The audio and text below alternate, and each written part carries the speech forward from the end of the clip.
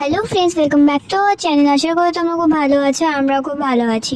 তো 22শে মার্চ ছিল আমাদের এখানে রক্ষাকালী পুজো, যেটা ছিল বারুইপুরের সব থেকে বড় রক্ষাকালী পুজো, অর্থাৎ মদারহাটের রক্ষাকালী পুজো। তো এই এক সপ্তাহ ব্যাপী প্রচুর ফাংশন হয়েছে, যেমন আতশবাজি প্রদর্শন, গান, নাচ, ভোজন, কীর্তন, বাউল সঙ্গীত ইত্যাদি। তো সব আমরা তোমাদের সাথে শেয়ার করব, তো তোমরা দেখতে থাকো ব্লগটাকে। তো পুজোর প্রথম দিনে সকালে ছিল বৈশাখ প্রতিযোগিতা, যে প্রতিযোগিতায় আমরা নাম দিইনি, তাই জন্যই যাওয়া হয়নি। কিন্তু বিকেলে ছিল নাচ, গান আর আবৃত্তির জন্য একটি প্রোগ্রাম। সেই প্রোগ্রামে আমাদের ম্যামের পরিচর্যাতে আমরা একটি গীতিনাট্য বন্ধুরা মিলে উপস্থাপন করতে পেরেছি। সেই ভিডিওর আমি একটু ক্লিপ অ্যাড করে দেবো।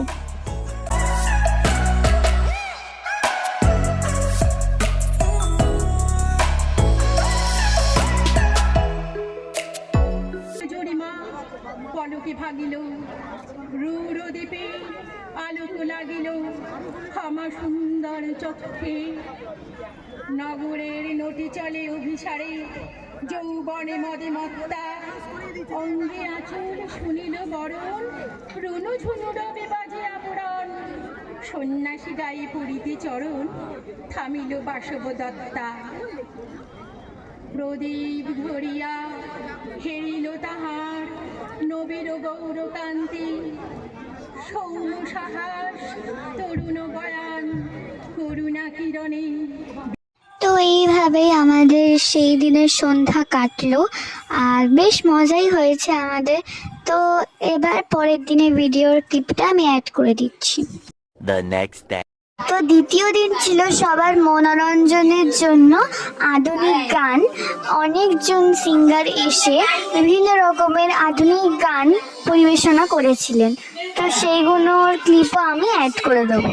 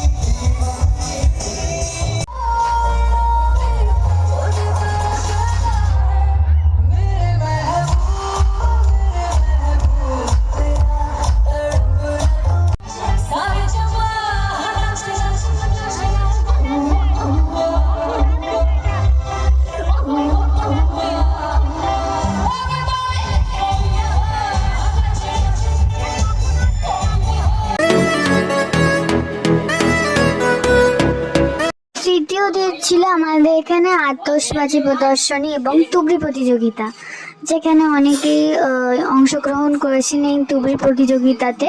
আমরা তার একটু ক্লিপ অ্যাড করে দেবো, তো তোমরা দেখতে থাকো ব্লগটাকে।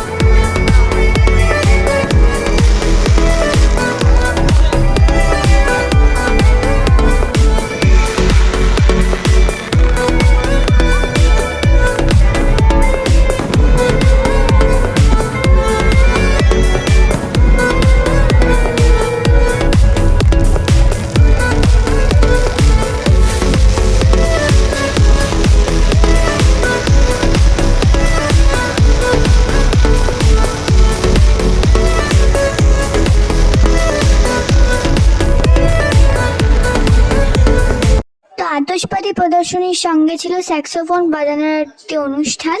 বাজি বাজবে একদিকে, আর একদিকে মিউজিকের সঙ্গে মানে ক্যারিওকের সঙ্গে সঙ্গে চলবে স্যাক্সোফোন। তো এইটাও অনেকে ভালো করে উপভোগ করেছে।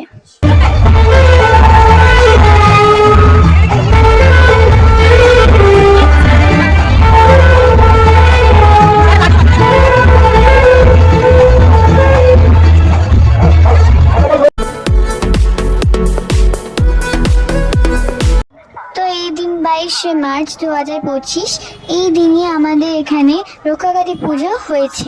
বারুইপুরের অনেক জায়গাতেই রক্ষাকালী পুজো হয়, কিন্তু মদারহাটের রক্ষাকালী পুজো সব থেকে বড় এবং প্রাচীন এবং ঐতিহ্যপূর্ণ। আমাদের মদারহাটের রক্ষাকালী ঠাকুরকে খুব জাগ্রত বলা হয় এবং এখানে যারা যা মানত করে বেশিরভাগ সবকটি পূর্ণ হয়েছে। তাই জন্য এই পুজো যখন হয় তখন অনেক জায়গা থেকে লোকজন আমাদের মদারহাটে আসে পুজো দিতে। তো এখানে মাকে তার নিজ ধামে আনা হচ্ছে। মা তার নিজ ধামে আসেন একটি রাত্রির জন্য। মায়ের জন্য পাটা বলি দেওয়ার পর, তারপর অঞ্জুরি দেওয়ার পর ভোরের আলো ফোটার আগেই মাকে গঙ্গায় নিয়ে গিয়ে ভাসান দেওয়া হয়।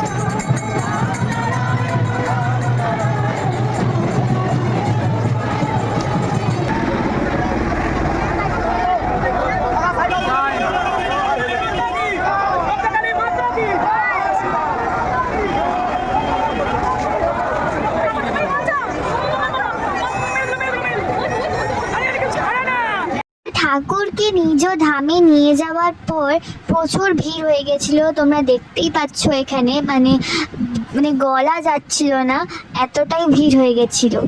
ঠাকুরকে দেখার পর আমরা এদিক ওদিক দোকানপাটে একটু আধটু দেখছিলাম এবং কিছু কেনাকাটি করছিলাম। তো তোমরা দেখতেই পাচ্ছ আমাদের ঠাকুরের মন্দিরকে কি সুন্দর রং করা হয়েছে এবং ফুল দিয়ে সাজানো হয়েছে।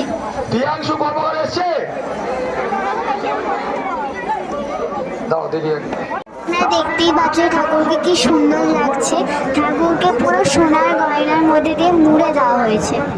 মন্দির প্রাঙ্গণে তো সবাইকে ঢুকতে দিচ্ছিল না, কিন্তু ওখানে আমার একটা চেনা মামা ছিল, সে আমাদের ভিডিও আর ফটোগুলো তুলে দিয়েছে ঠাকুরের।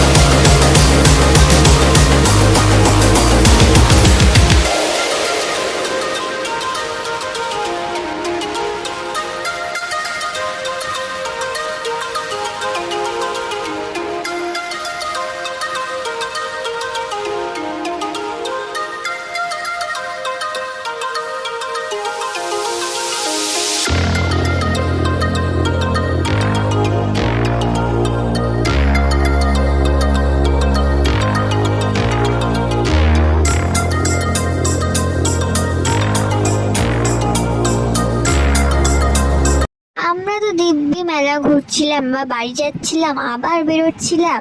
তো আমরা কি করেছি, এবারে মন্দিরের এপাশটা এসে ভিডিওগুলো করছিলাম। এই যে ভিডিওগুলো তোমরা দেখতে পাচ্ছ সেগুলো মন্দিরের এই পাশে। তো এবার বাড়ি যাওয়ার সময় কি হলো, আমরা দেখলাম যে সামনেটায় পুরো আটকে দিয়েছে, মানে কাউকে যেতে দিচ্ছে না, পুরো জ্যাম করে দিয়েছে। কেন? পাঠা বলি হবে বলে। তো আমরা ওখানে 1 থেকে 2 ঘন্টা মতো আটকে ছিলাম। এখানে আমার অনেকজন বন্ধুদের সাথে দেখা হয়ে যাওয়ার জন্য আমি আর অতটা বোর ফিল করিনি।